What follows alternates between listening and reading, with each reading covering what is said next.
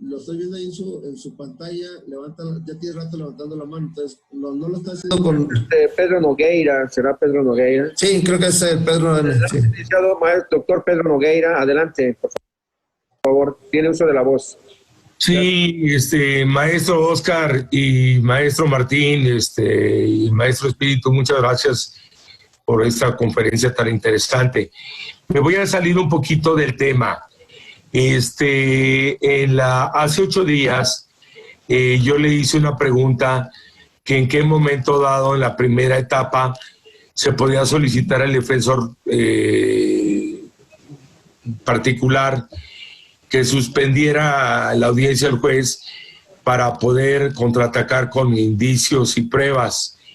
Me puse a estudiar y consulté con un magistrado de aquí de Jalisco, de la primera sala, y me dijo que no se suspendían, no se podía suspender en la primera etapa la audiencia, que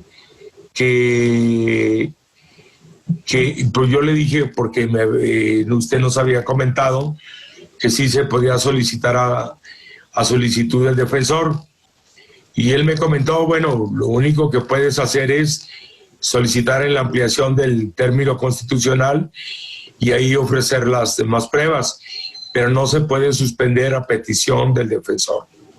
Ese es mi comentario, con todo respeto, maestro Oscar, porque sí se lo consulté a un magistrado de la primera sala, que todos los conocemos, para no dar su nombre en este momento. Mire, creo que hubo una mala interpretación. Efectivamente, no es a solicitud de la defensa que se suspende la audiencia, es por imperio de la ley.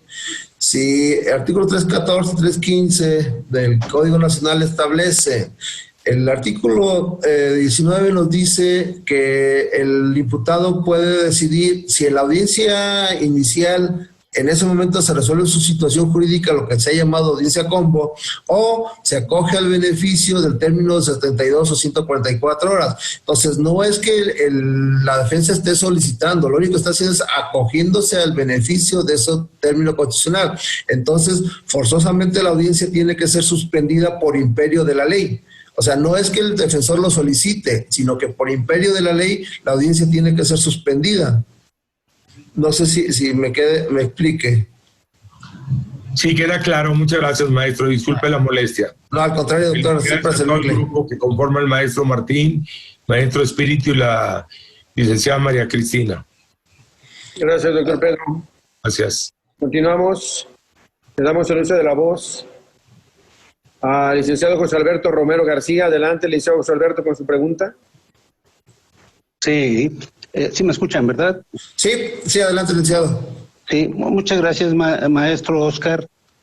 Mire, yo a diferencia, que no quiero hacer polémica, pero sí quiero entrar a un análisis del artículo 338 y de la suma importancia que es que el acusado, que la víctima o el ofendido coadyuven.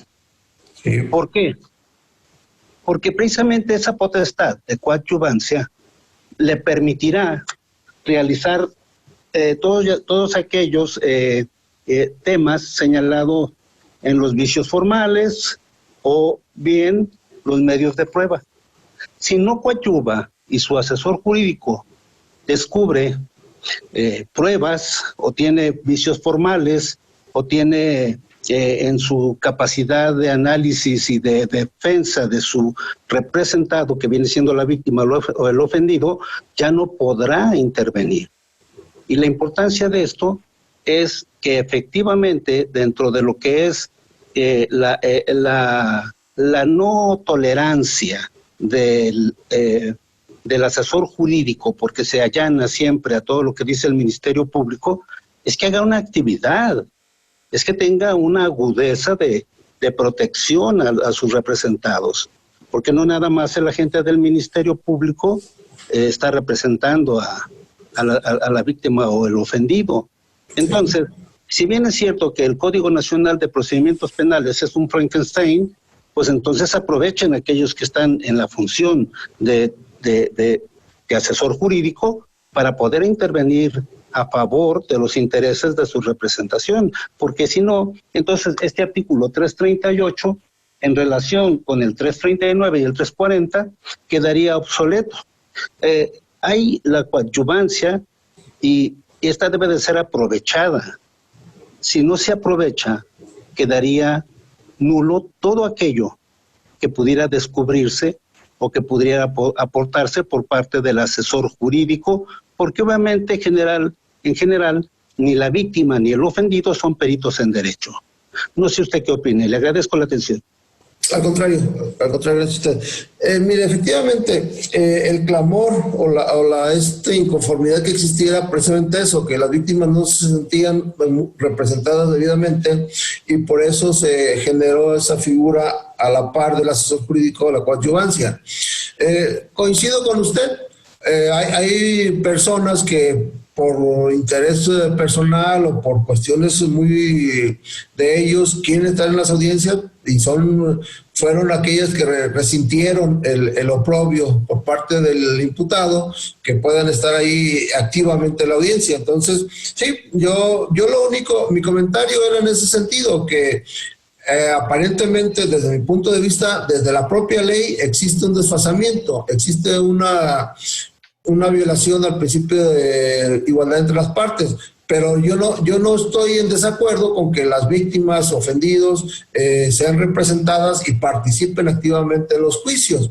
Es cierto, por lo general no son abogados, pero pudiera darse el caso que alguno de ellos fuera abogado. Entonces, si la víctima ofendida fuera un abogado, entonces tendríamos 3 expertos en derecho en la mesa de la acusación. Pero coincido con usted, incluso le digo, tan era el clamor tan fuerte por parte de la víctima que ahora uno de los postulados más importantes de este sistema es la reparación del daño, que sabíamos que era una letra muerta.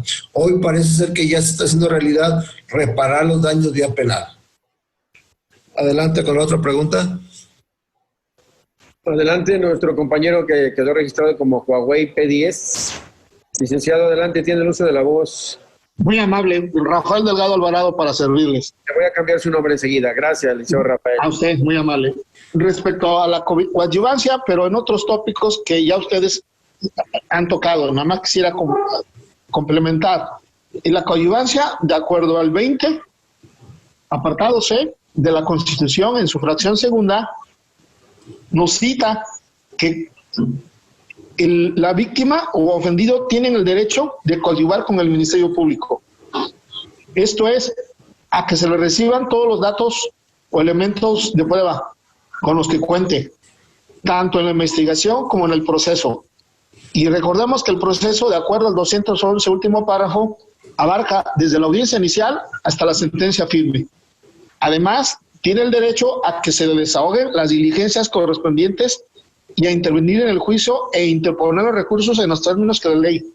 Pero ya, ahora bien, ¿cuál es la importancia que tiene la coadyuvancia? Ya ustedes lo dijeron, realizar aquellas 4 funciones, pero me voy a abocar a una de ellas, a la reparación del daño y a cuantificar su monto. Esto es relevante atendiendo a la Ley General de Víctimas, que en el artículo 64 ya no las dimensiona en otro nivel, porque ahí nos habla ya de la cuestión de la compensación de la reparación del daño, entendido ya como una reparación integral. Sí.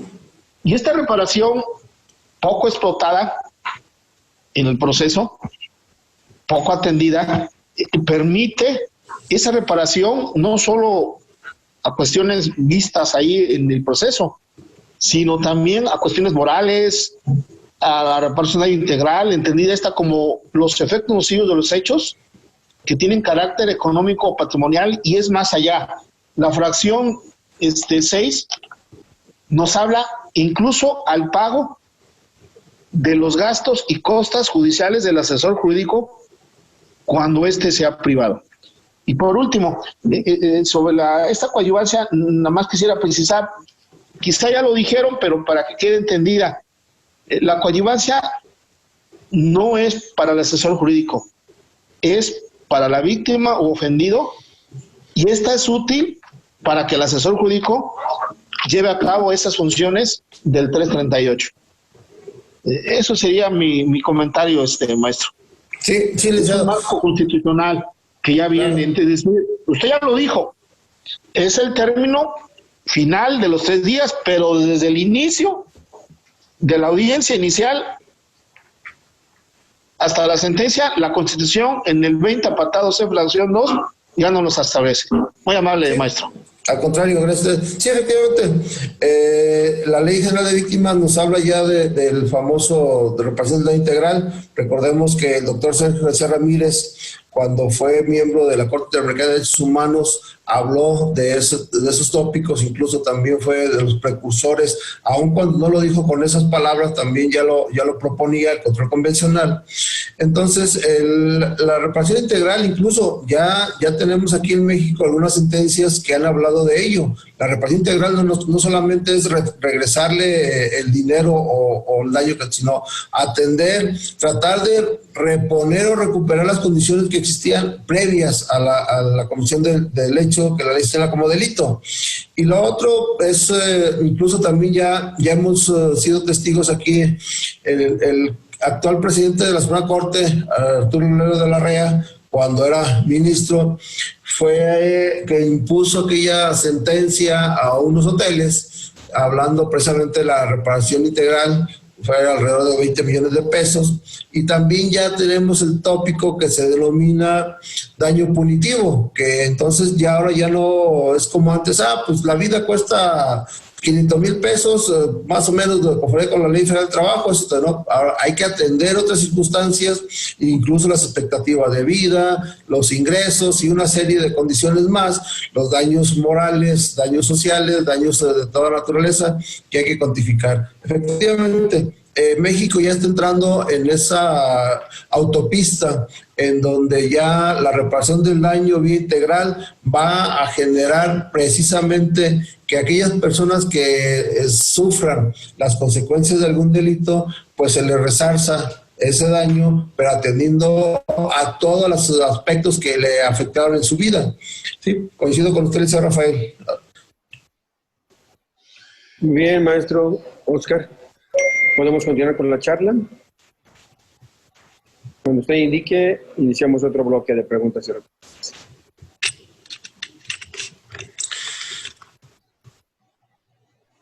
¿Me escuchan? Sí, maestro, se escucha perfectamente. Perfecto. Lo que pasa es que por aquí algo sucedió que empecé a escuchar más lento, pero ya. Bien, entonces retomando la charla, ahora me voy a regresar. Han de decir que hice un chile, mole y pozole, pero desde el principio les comenté que esta situación sí me iba a obligar a hacer ello porque precisamente se daba en eso.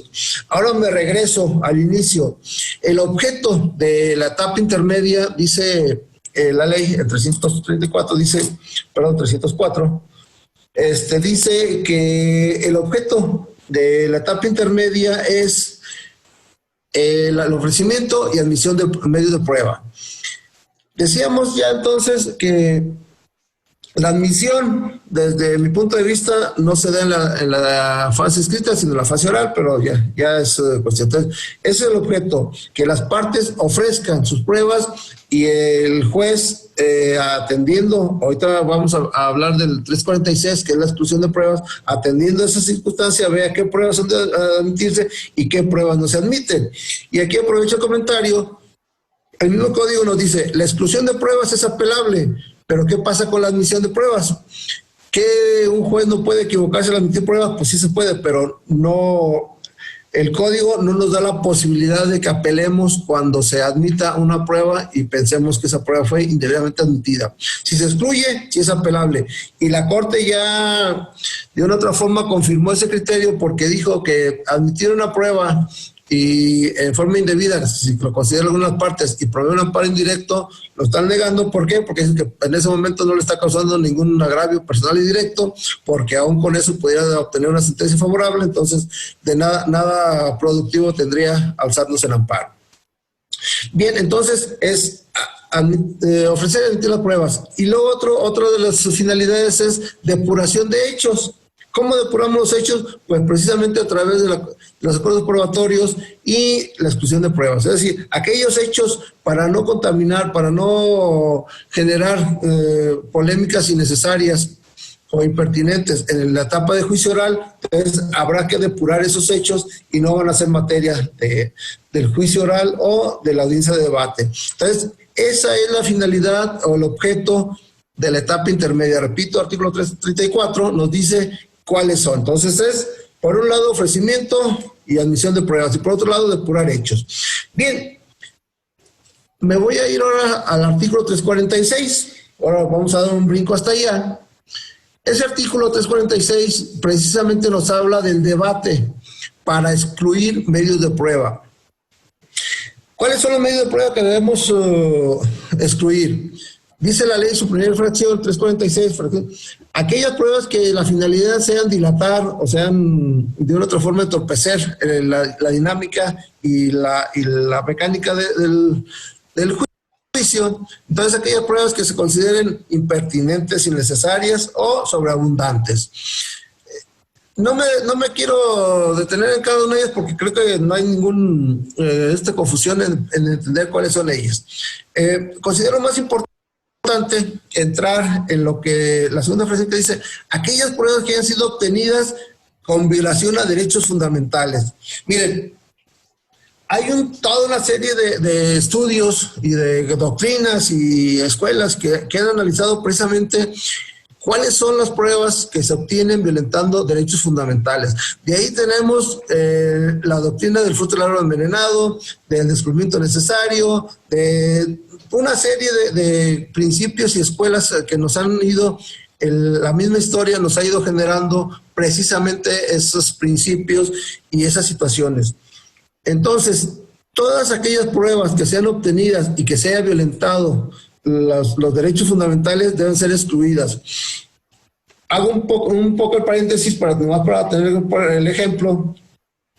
Todo el mundo recordamos lo que es la enmienda Miranda o el derecho Miranda, que precisamente ese joven Arturo Ernesto Miranda fue detenido en Estados Unidos por allá en el 1960 y al momento de que lo detienen lo acusaban de algunos robos, incluso por ahí la privación de la libertad de una muchacha. Entonces cuando lo detienen, pues dice la historia que con algo de presión, y aunque también allá se practica eso, Arturo Ernesto Miranda terminó por confesar. Entonces el fiscal usó aquella famosa regla de a confesión de parte, relevo de prueba. Entonces lo pone a disposición del juez y pues ya con la confesión dijo, pues ya le conseguí una sentencia por muchos años. Cuando está ante la presencia del juez, el defensor hace notar que cuando esta persona confesó y externó toda la participación en esos hechos, le habían arrancado precisamente esa confesión sin la presencia de su defensor y tampoco le habían dicho que tenía derecho a no incriminarse, es decir, a guardar silencio, y le habían violentado todos sus derechos. Pues el juez, atendiendo precisamente ello, lo deja en libertad diciendo que pues todo lo que había confesado debe ser excluido porque fue extraído precisamente violentando sus derechos fundamentales. Ya hay una historia chusca posterior que siguió robando, pues lo agarraron en otro robo, ahí sí lo condenaron porque ahí sí le leyeron sus derechos, duró 11 años en la cárcel, sale de la cárcel y siguió por ahí con su vida media desordenada, y en una taberna por ahí se hizo de palabras con otro parroquiano, el otro se lo mata y el otro señor, como estaban nada más ellos dos, hicieron saber sus derechos y total que nunca le pudieron acreditar la participación. Entonces, esa es una de las circunstancias que debemos de ponderar aquí en México, porque tenemos un problema muy grave. Yo decía la semana pasada, el artículo 308 es una ofensa al sistema jurídico mexicano, cuando dice que el juez, inmediatamente que le pongan a disposición de un imputado, le va a preguntar si le hicieron saber sus derechos, y si le dice que no, le dice, no te preocupes, yo ahorita te los hago saber, cuando ya pasaron 2 días mínimo en donde estuvo incomunicado o qué sé yo, cuántas violaciones pudieron haber cometido. Entonces, cada que nosotros escuchemos al Ministerio Público que está exponiendo datos de prueba o que está ofreciendo pruebas y revisamos la fuente, es decir, cómo las obtuvo y que exista una violación o se presume una violación de derechos fundamentales, pues precisamente en base al 346, fracción segunda, debemos solicitar que se excluyan esos pruebas, esos medios de prueba ofrecidos, porque precisamente la idea es no contaminar, no llevar a juicio pruebas con esa característica, que fueron obtenidas violentando derechos humanos. Y sabemos que hay una serie. Si la policía se introdujo a un domicilio sin orden de cateo, sin la justificación, si la policía obtuvo datos, si la policía... Hay otro antecedente también ya que generó por ahí en Estados Unidos un señor de apellido Smith, en donde se genera, precisamente le extraen por ahí violentando sus derechos para que le dijeran, se presumía que había privado de la vida a su esposa, y le extraen la confesión engañándolo, pues también cuando el juez se da cuenta, obliga a que se excluya el cadáver. Entonces, ahí estamos ante la presencia precisamente de lo que se conoce como fruto del árbol envenenado. Es decir, se obtuvo el dato donde estaba el cuerpo violentando los derechos humanos de esta persona, entonces su confesión o su narrativa es nula y todo lo que derive directo o indirectamente y fue de ahí se extrajo o se descubrió el cadáver. Algunos me dirán que hay otras tesis en contrario, es cierto, por ejemplo, de descubrimiento necesario, de fuente independiente, que eso ya es materia de otras exposiciones. Pero entonces les digo, este tema del derecho probatorio, de lo que implica las pruebas, es un tema muy interesante. Yo les recomiendo, documentense, hay muchos libros muy buenos doctrinistas que hablan muy específicamente de lo que son las pruebas. Yo les comentaba la semana pasada, a mí me gusta mucho leer a Michele Tarufo. Él, le digo, aunque no es un abogado penalista, es civilista, pero sí habla muy extensamente y muy simplemente de lo que son el derecho probatorio. Entonces, sí los invito a que ustedes por su cuenta lleven a cabo un estudio muy minucioso de lo que son las pruebas. La prueba tenemos que verla desde el ofrecimiento, su desahogo, su pertinencia, su utilidad, su licitud. Entonces es importante que veamos todos los procesos para que una prueba pueda ser incorporada válidamente a un proceso y que esta, al final del día lo que queremos es que sea valorada por los jueces. Recordemos que hoy nuestra regla de valoración es la lógica y la libertad probatoria. Bien, la fracción tercera de este 346 nos dice que también deben ser excluidas aquellas pruebas que hayan sido declaradas nulas. De ahí entonces yo también procuro, cuando en algún proceso detecto que alguna prueba fue obtenida, decir, para ya llegar con una resolución de esa naturaleza, en una audiencia general de tutela de derechos solicito se declare la nulidad de alguna prueba porque la circunstancia que se haya generado, que se obtuvo ilícitamente, que no se respetaron los derechos de las personas o la circunstancia que yo establezca para solicitar se declare la nulidad, y si logro ello, pues ya va a ser muy fácil decirle al juez de control que está presidiendo la audiencia intermedia, decirle esa prueba debe ser excluida porque ya el juzgado la declaró nula.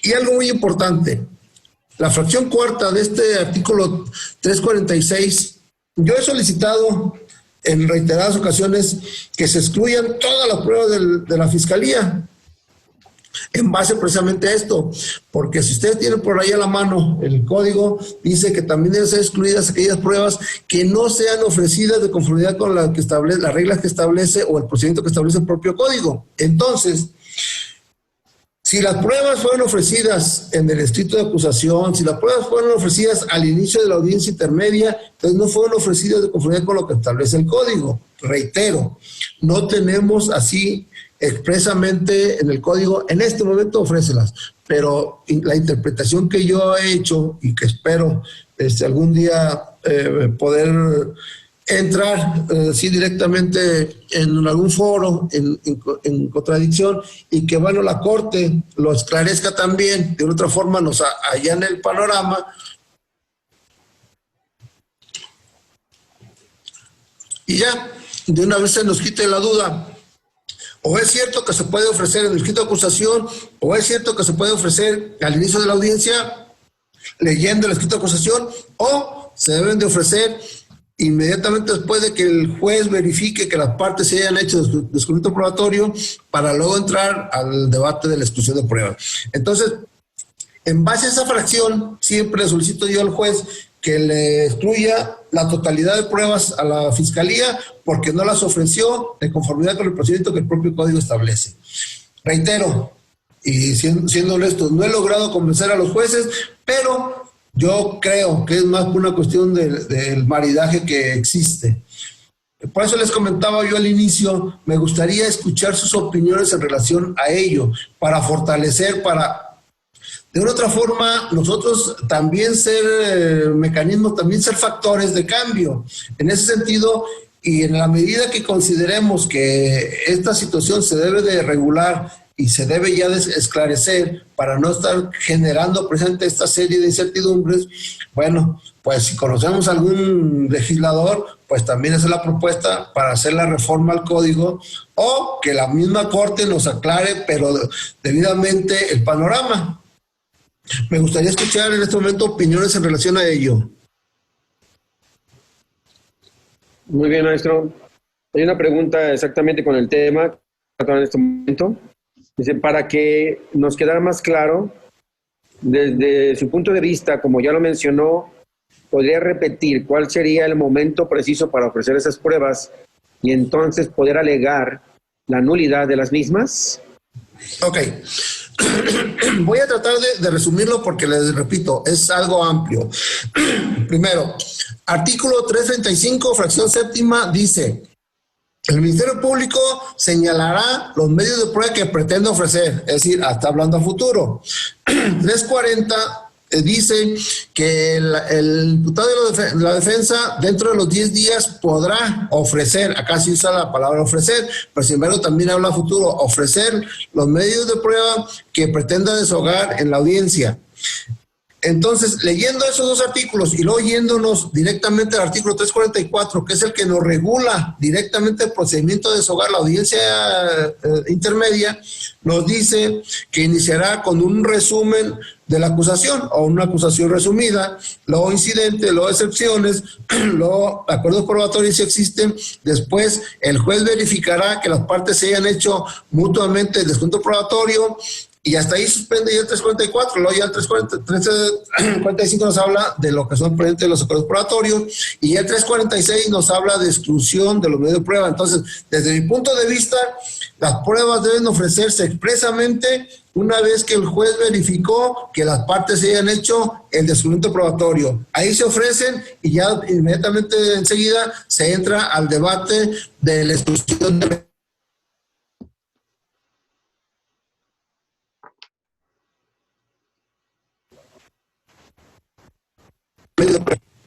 Maestro, ¿se congeló nuevamente su pantalla? No, yo lo tengo. Se quedó en el que los medios de prueba deben ofrecerse en el momento que se hace el descubrimiento probatorio. Hasta ahí, después se congeló. Ok, repito. Entonces, desde mi punto de vista, los medios de prueba deben ofrecerse inmediatamente después de que el juez verifique que las partes se hayan hecho mutuamente el descubrimiento probatorio. Una vez que el juez pregunta, a ver, ¿se hicieron descuento probatorio? Pues que sí o pues que no. Si no, pues va a suspender la audiencia por 10 días para que se haga.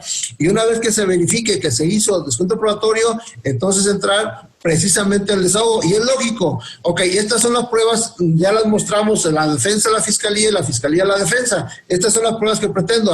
Pues entonces ahora sí, estas son las pruebas que ofrezco. Estas son las pruebas que estoy ofreciendo. Porque incluso recordemos, el Ministerio Público en su escrito de acusación puede haberse referido 50 pruebas, pero en la audiencia nada más refiere 3.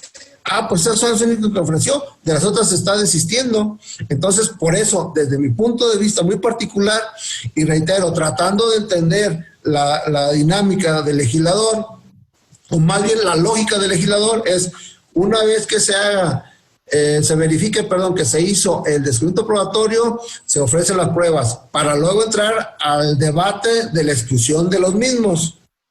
No sé si les quede claro. Sí, maestro. Tenemos ahora levantando la mano iPhone de César. Licenciado César, nuevamente puede activar su micrófono. Licenciado César, ¿nos escucha? ¿Puede activar su micrófono?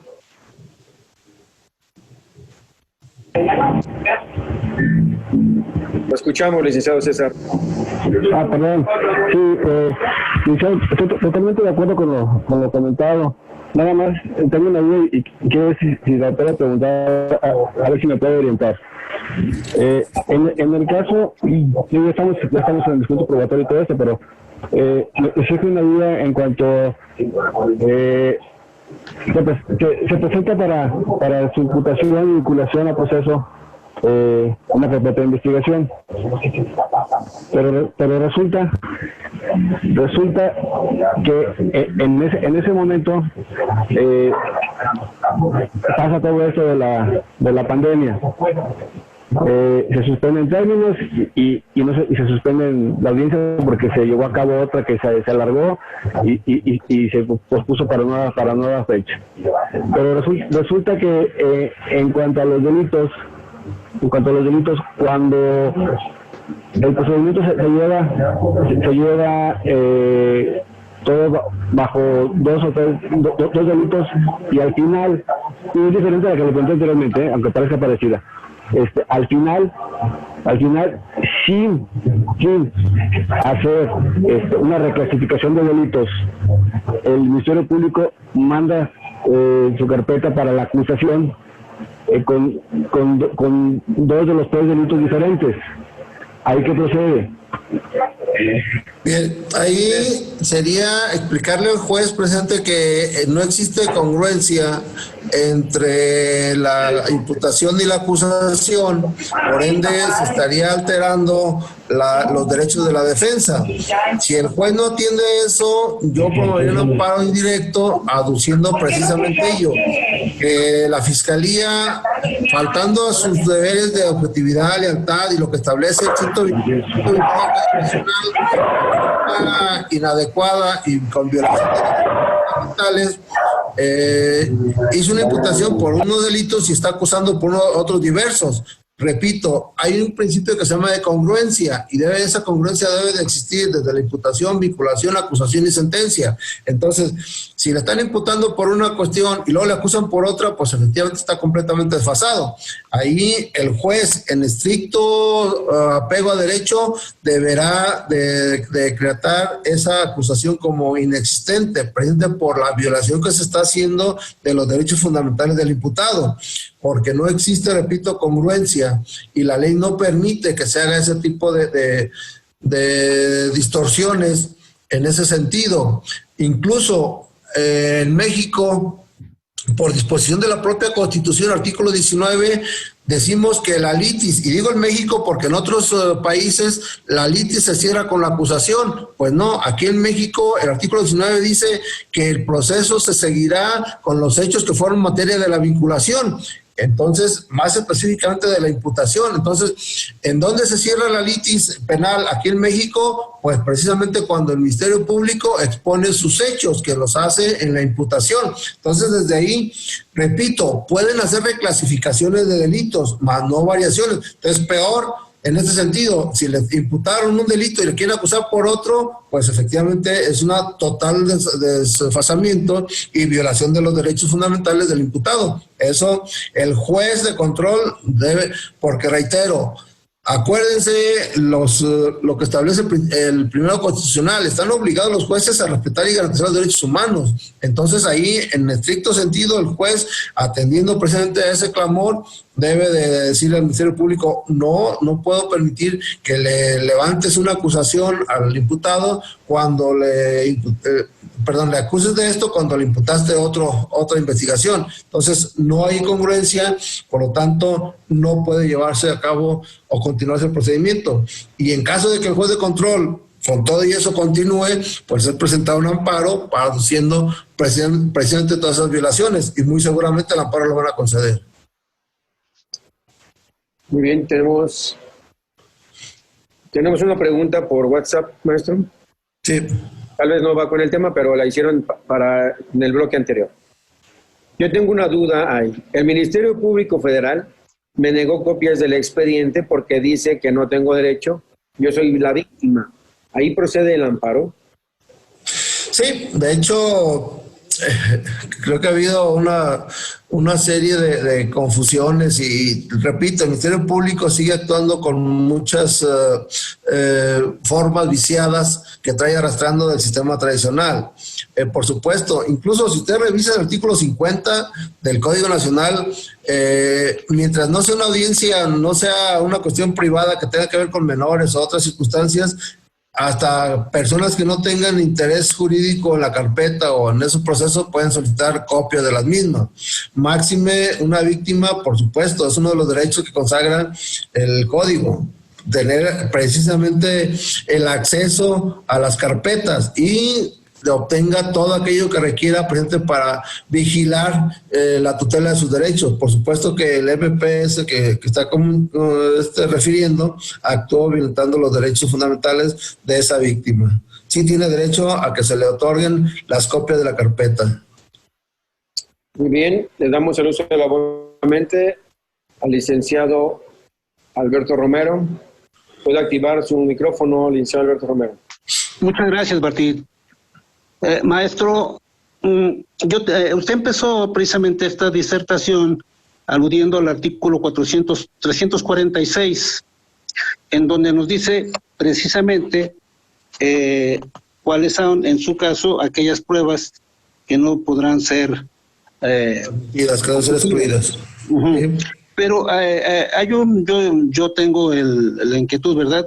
Quien primeramente hizo la observación que usted ha de ser conocedor del doctor Herbert Benaventes Chores. Sí, Chores, sí, el panameño, sí. Sí, Panameño, correcto, donde nos demuestra que la gran ventaja que nos llevan estos países en cuanto a estos códigos nacionales o en cuanto a esta legislatura, porque él en su guía para el estudiante del proceso penal acusatorio y oral, en la editorial Flores, que es un libro que él escribió y se distribuyó en México en el año 2011, y hace precisamente todo aquel cuestionamiento de la teoría del caso en los elementos fácticos, jurídicos y probatorios, y que las pruebas en todo caso deberán de ser pertinentes, conducentes, útiles y lícitas.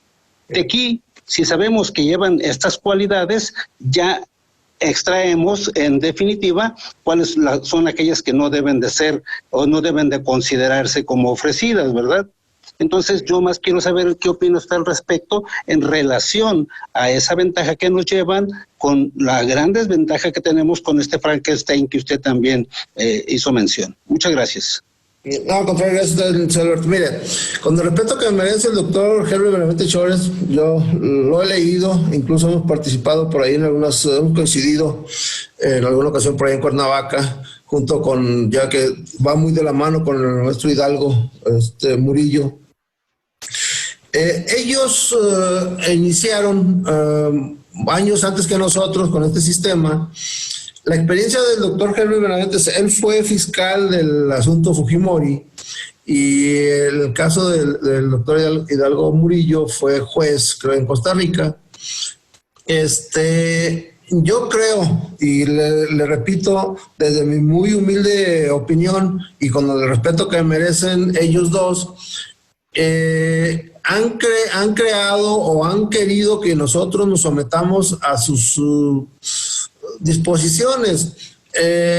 Alguna ocasión escuché algo, desde mi punto de vista, algo desfasado del doctor Herbert Benaventes. Le repito, con todo mi respeto, porque sí entiendo quién es. Él es presidente el que proponía que hubiera acusaciones subsidiarias. Sí, en relación a los temas de pruebas, le digo, hay muchos doctrinistas, hay muchos juristas que hablan de esos tópicos, muy buenos. Yo le reitero, a mí los últimos meses o años se me figura como que nos ha ganado mucho la cuestión mercantilista. Hemos dejado lo primordial, que es presente avanzar en los temas jurídicos, en los temas académicos, y nos hemos metido más por la cuestión mercantilista, a ver quién vende más libros. Yo, la verdad es que, les reitero, yo leí el primer código comentado que editaron, y me pareció muy bueno en su momento y muchas cosas muy buenas que tienen, pero también hay otras cosas, incluso yo para algunas situaciones los veo medios intolerantes, porque no permiten. Yo en alguna ocasión les critiqué algunas posturas y se molestaron. Entonces yo creo que yo sería lo único que les criticaría, que parece que se han volcado más por la cuestión mercantilista, pero reitero, los dos son muy buenos juristas y sí, evidentemente tienen más experiencia que nosotros porque en sus países iniciaron con este sistema antes que nosotros. Sin embargo, pues precisamente nosotros debemos de atender a las circunstancias de México para eventos o para efectos de proponer avanzar en una cuestión más pulcra, porque reitero, el código que tenemos sí nos deja muchas dudas también. Muy bien, tenemos ahora nuevamente al licenciado Rafael Doblado Alvarado. Adelante, tiene activado su micrófono, licenciado Rafael. Sí, Rafael Delgado Alvarado, muy amable, maestro. Delgado, discúlpeme. Sí, gracias, muy amable. Sí, sobre la cuestión del descubrimiento probatorio, tiene muchos matices y usted ha planteado muchas interrogantes. Una de ellas es, antes que se haga el descubrimiento probatorio, ya esa fase terminó, la fase inicial, y la consecuencia del cierre, de cerrar la investigación, viene la audiencia intermedia, pero hay 15 días que andan bailando, que no son ni de la fase inicial, la audiencia inicial, ni la audiencia intermedia, que son los que tiene el fiscal de hacer su escrito de acusación. Pero aún así tiene una segunda doble oportunidad. Cuando no lo hace, tiene otros 15 días por parte del procurador o su jefe fiscal estatal. Y con independencia de ello, pues ya serían 30. Con independencia de los problemas que pudiera tener el fiscal, que ya sería otra cuestión, ya serían 30. Bueno, pero esos 30 días o 15 días pues no son ni de la inicial ni de la intermedia. Bueno, pero una vez presentado ante el juez, es ahí donde inicia la etapa intermedia y la fase escrita. Y es precisamente como el principio de publicidad que yo dije al principio, que es la fase escrita del artículo 5 del Código Nacional, que será la publicidad de ese descubrimiento donde va inmerso. Y ya con la fase oral, pues se hace la cuestión de la acusación resumida. Y eso nos podría ayudar quizá a justificar ese término que usted plantea, que es a futuro del 37 fracción 7, ¿no? Le da aún así otras oportunidades donde el juez, que si no lo hizo, pues no se atreve a excluírselas, muy difícilmente. Pero bueno, la importancia de la víctima ofendida, que si se constituye en coadyuvante, es que las pruebas que pudiera ofertar, a diferencia del fiscal, de acuerdo al 20 apartado C, fracción segunda, son derechos humanos. Muy difícilmente se pueden excluir. Igual que de la defensa o del acusado, de acuerdo al 20 apartado B, fracción cuarto, en términos del 340, con aquel verbo que dice podrá. Como es un derecho humano, en su momento ha habido tesis, una de Morelos, que dice que si no lo hace, que ya quedó superada. Por otras cuestiones, dice que no se tendrán por hechas ese descubrimiento. Pero como es un derecho humano, pues no se le podrán excluir tan fácilmente si se hace alguna argumentación ahí de ese tipo. En todo caso, al defensor es el que le podría, en un momento determinado, crear alguna consecuencia, ¿verdad? Ahora bien, un tema del descubrimiento que quisiera yo tocar es la facultad que tiene o el deber que tiene de descubrir todas esas pruebas por parte del fiscal, que no pueden quedarse con ningunas. Y en este punto, Jordi Nieva Fenol dice que la acusación es una reminiscencia histórica que debe ya de excluirse debido a un principio de la comunidad probatoria. Bajo este concepto, una vez que el fiscal exhibe, ya hay una comunidad de la prueba que la puede usar tanto la defensa como el fiscal. Sí, pero, sí. pero en este punto es esa obligación que tiene, no solo de hacer, que no lo hacen, el principio de lealtad y de objetividad, pues no lo llevan en extremo fiscal, porque en un momento determinado se han visto en diferentes, ¿quién no ha tenido alguna audiencia en que el fiscal, si una prueba no le favorece, no la descubre? Vaya, ¿cuántas veces lo hemos visto? Y para hacer que no las descubra, bueno, se tienen que incluso llegar hasta los amparos. Entonces ese deber de lealtad nuevamente aquí pues, no se cumple, ¿verdad? Pero no así por la defensa. La defensa no tiene implícito ese deber de lealtad y de objetividad. No es tanto que como la del fiscal. Si no le sirve, si no le favorece alguna prueba, bueno, tiene ese derecho de no descubrirla, porque no le va a favorecer. Esas serían mis opiniones, maestro. Muy amable. Sí, al contrario. Mire, completamente de acuerdo. Incluso hay juristas, el caso de Fix Amudio, que dicen que realmente el juicio penal no es un juicio, no hay un procedimiento porque no identifica las partes. Entonces, sí, vamos a ver, vamos a analizar posturas en todos sentidos.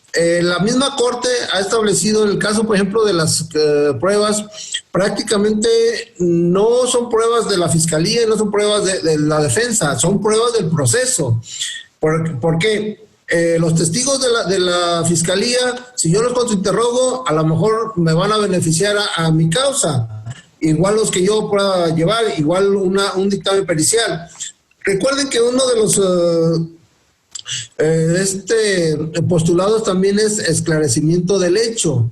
Entonces, vamos a ver, entre más leemos, más opiniones vemos, más encontradas, y luego tratamos de combinar doctrina, ley, teóricos, jurisprudencias, y encontramos posturas completamente enfrentadas. La misma Corte ha emitido tesis contrarias y luego tenemos que andar recurriendo a las jurisprudencias por contradicción o alguna cuestión de que, bueno, un colegiado dijo una cosa y el otro dijo otra y están en tesis. Entonces, sí es necesario, repito, y coincido con usted, licenciado Rafael, tratar de evitar que los ministerios públicos continúen tratando de engañarnos y tratando de inventar o ocultar en otros casos algunas evidencias. Yo tengo por costumbre estarles dando lata a los ministerios públicos que se enfadan, no me importa, y estarles yendo a checar, ¿me permites tu carpeta? ¿Por qué? Porque resulta que sí, a veces hay algún registro y que después ya me los aparecen. Y repito, como ahora la carpeta es desinformada, ya no tiene las formalidades de la versión previa, ya no está foliada, ya no tiene ese rigor, entonces se les hace muy fácil a ellos. Creo que también este sistema debió generar un cambio en todos los profesionales del derecho, para respetar y ser honestos en eso, porque evidentemente les comentaba yo que hace 2 días estuve ahí en la Fiscalía, que no me querían permitir la carpeta, y a un lado otra agencia, así en forma muy descarada, no, mira, aquí arréglale aquí, cámbiale esto, modifícale aquello para encuadrar esto. Entonces, eso es, incluso si lo vemos desde el punto de vista estrictamente de derecho, eso es un delito, están alterando actuaciones. Entonces, sí es importante que contribuyamos cada uno de los defensores con el ánimo de que esto avance, con el ánimo de ir perfeccionando esto, culminar al Ministerio Público, y si se niegan a hacerlo, pues con todo lo que implica presentar las denuncias y las quejas en contra de ellos, porque creo que es la única forma que vamos a lograr avanzar. Y también nosotros, de parte de los defensores, bueno, pues entender también la dinámica o lo que implica este sistema. Adelante, la otra pregunta, continuamos con el tema. Hay una pregunta que no dice quién la formula. No, adelante. La licenciada Mayra Alejandra Ibarra. Nos comenta si el artículo 64 de la Ley General de Víctimas, en una parte, establece que deberán de pagarse los gastos que la víctima haga a su asesor jurídico, lo que en materia civil se conoce como pago de gastos y costas, y que los gastos y costas están prohibidos por la Constitución de la República. ¿Se podría pronunciar en ese sentido de que el artículo 64 de la Ley General de Víctimas es inconstitucional? Bien, no considero que sea inconstitucional, yo al contrario. Hablábamos de que ya la nueva dinámica, la nueva interpretación, como le han estado diciendo, ahora ya no se habla de una reparación del daño única, exclusivamente pagarte, te cobraron 5 pesos por ponerte una bendita, eso te pago. No. ¿Por qué? Recordemos, un delito puede tener implicaciones sociales, familiares, laborales, de mucha índole. Entonces, precisamente la reparación del daño integral, todo ello incluye. Y parte de las afectaciones que se generó es, si se contrató a un asesor jurídico particular, pues él nos cobró. Entonces es parte de lo que se generó como consecuencia del delito. Entonces se entiende como una reparación del daño integral. Decía que este señor Sergio Cerriñas, que por cierto de aquí de Jalisco, él fue de los primeros que empezaron a hablar de ese tema, de la reparación del daño integral. La Ley Nacional de Víctimas recoge esas teorías y también se pronuncia en ese sentido, que ya no basta con pagarle los 5 pesos que le cobró el médico por hacerle la sutura, sino a ver, ¿qué más te implicó? Dejaste de ir a trabajar, te denostaron como persona, muchas situaciones puedan generarse derivado de ese evento. Entonces, repito, lo que se pretende con esta reparación del daño integral es tratar de restablecer las condiciones que estaban antes de que se hubiera cometido ese hecho. Ha sido muy socorrido, incluso aquí en México son muy populares las revistas o los programas en donde denostan a una persona. Ahora con las redes sociales incluso también, vamos a suponer una persona que, por qué circunstancias, es un ejemplo, no estoy tratando de burlarme de nadie. Alguien por broma sale vestido, un hombre sale vestido de mujer a la calle y luego lo graban y empiezan a insultarlo, y después esto se hace lo que llaman en las redes, se viruliza. Entonces, a ratito, eso también le generó un menoscabo en su persona, porque a lo mejor derivado de eso pudieron haberlo despedido de su trabajo, o qué sé yo. Entonces, todas esas consecuencias son las que pretende resarcir la reparación del daño integral. Aquí no nos dice quién formula esta pregunta.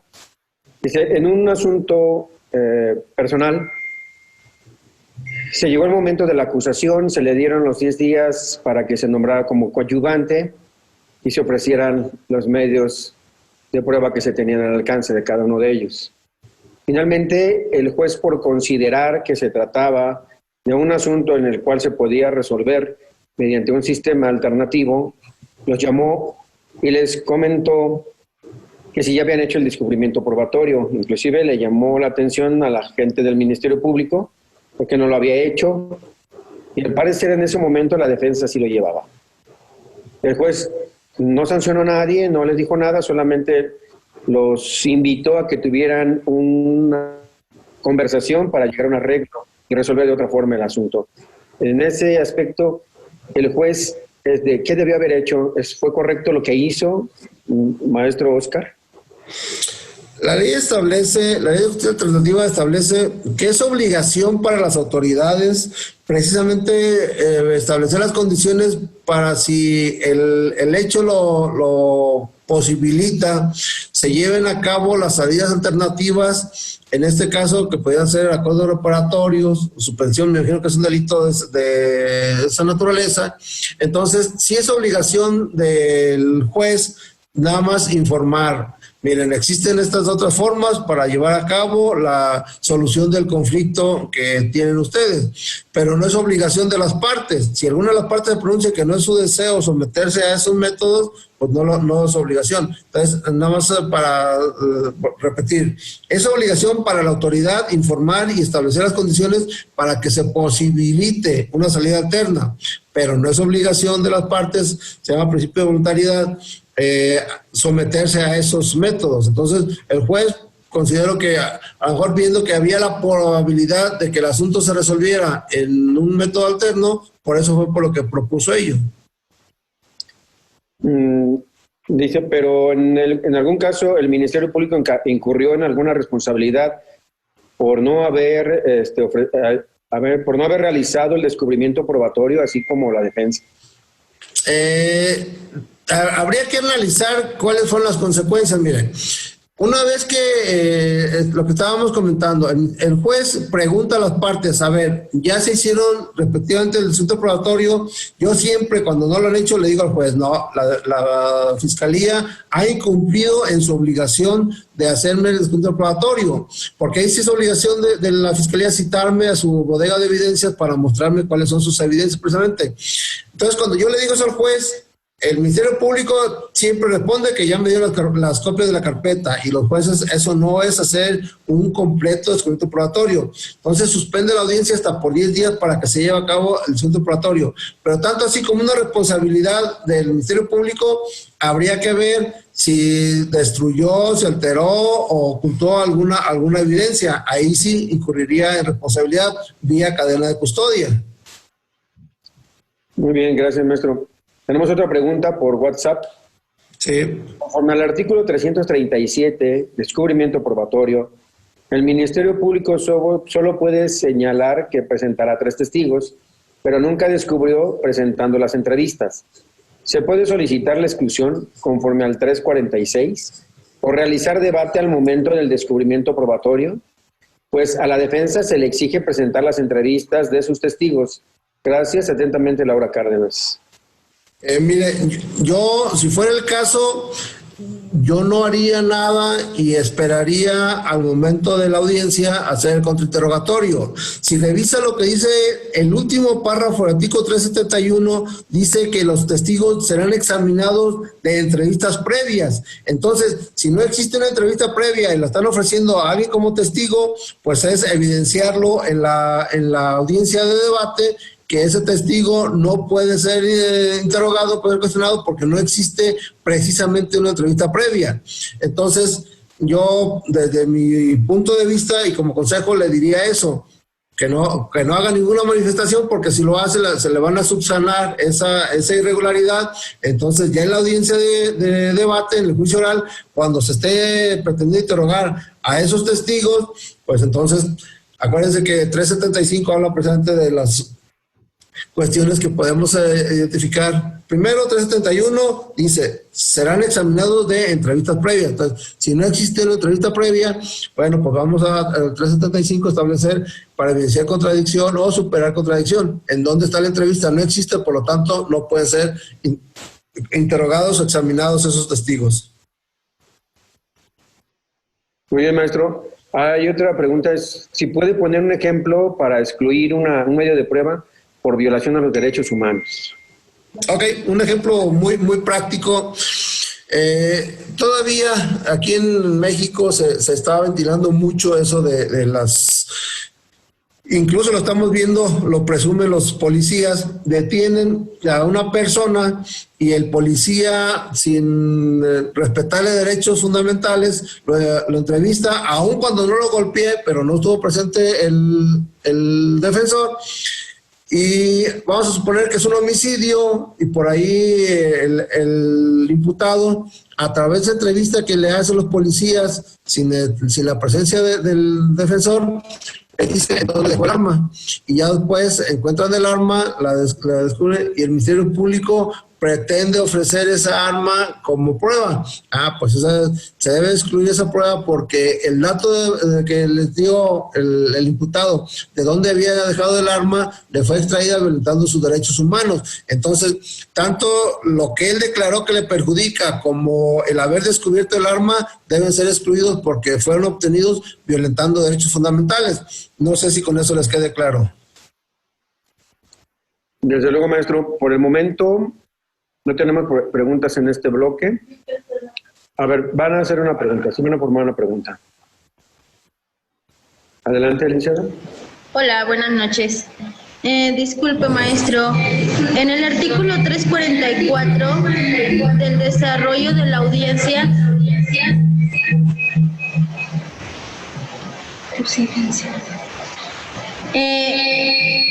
señala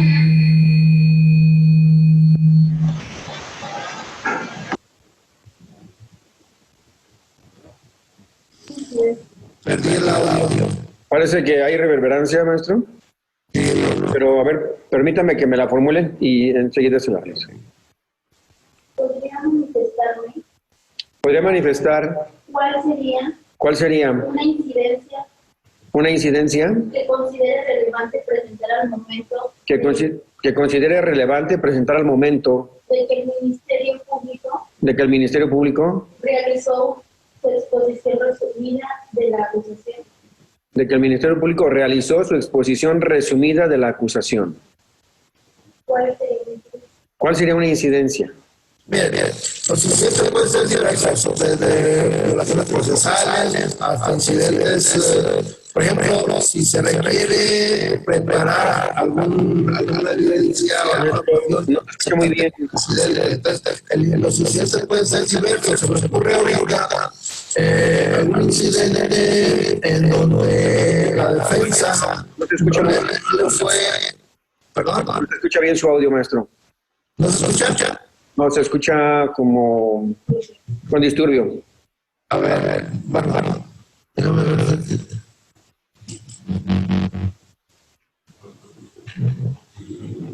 Es que no sé por qué se...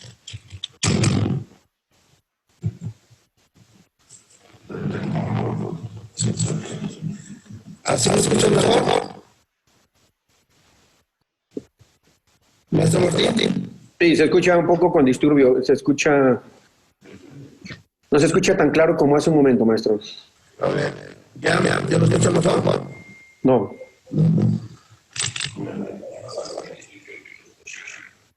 Y ahorita cómo me escuchan. Se sigue escuchando mal, maestro. Pues no sé qué le pasó a su computadora, pero como que ya se cansó. No, sigue igual el audio. Se escucha el audio como zumbido al momento de que termina cada palabra. No se distingue bien lo que se dice. A ver, voy a tratar de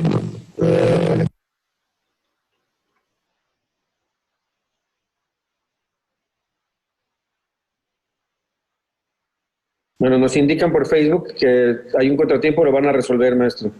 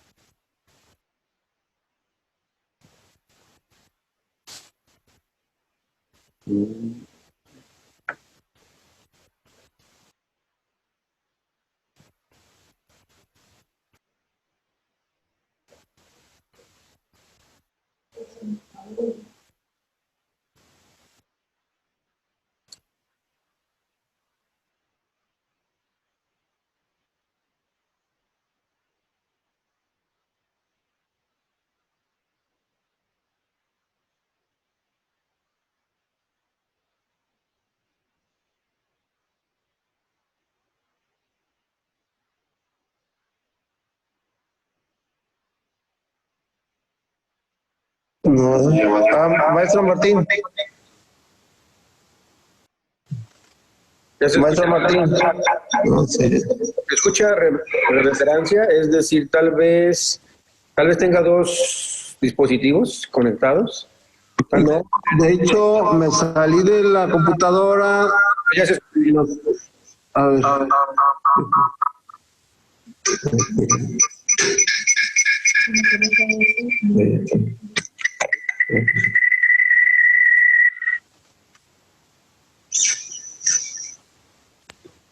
Maestro.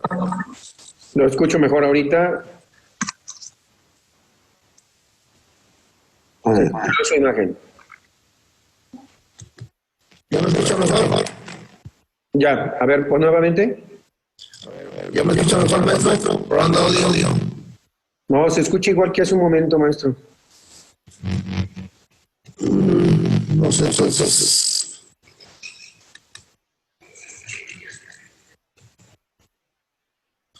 Pues no sé, de hecho también traté de entrar por mi celular. Posiblemente. Maestro. Es que no se escucha claro, maestro, se escucha un zumbido posteriormente al término de cada palabra. ¿Ya me escucha mejor? No, ¿No? Voy a apagar y voy a reiniciarla. Escucha, voy a apagar la computadora y voy a reiniciarla. esperamos, maestro, su indicación. Ok, gracias. Pues ya podemos terminar, ¿no? 9:30. Sí, creo que sí se decide que la deja para... Pues sí, ¿no? No me deja hablarle.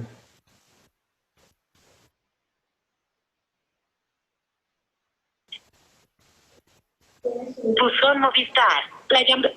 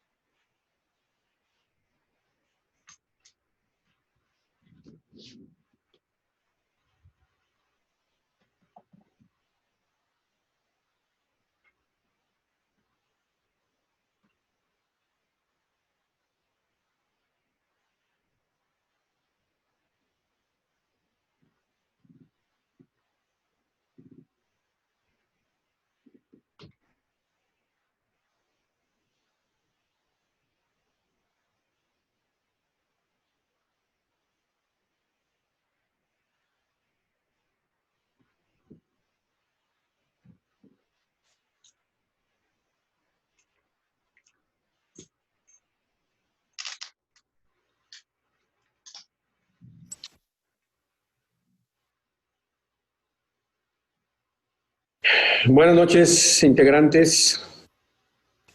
Lamentablemente hubo una falla con nuestro exponente, el maestro Óscar Arturo Díaz Torrejón. Algo sucedió. Tal vez es el clima, en algunos lugares está lloviendo, no sabemos qué esté pasando. Considero que será mejor dar por concluida la charla de hoy, agradeciendo de antemano al maestro Óscar Arturo Díaz Torrejón, a todos los participantes de todas las partes de la República Mexicana que nos acompañan y posiblemente alguien más allá.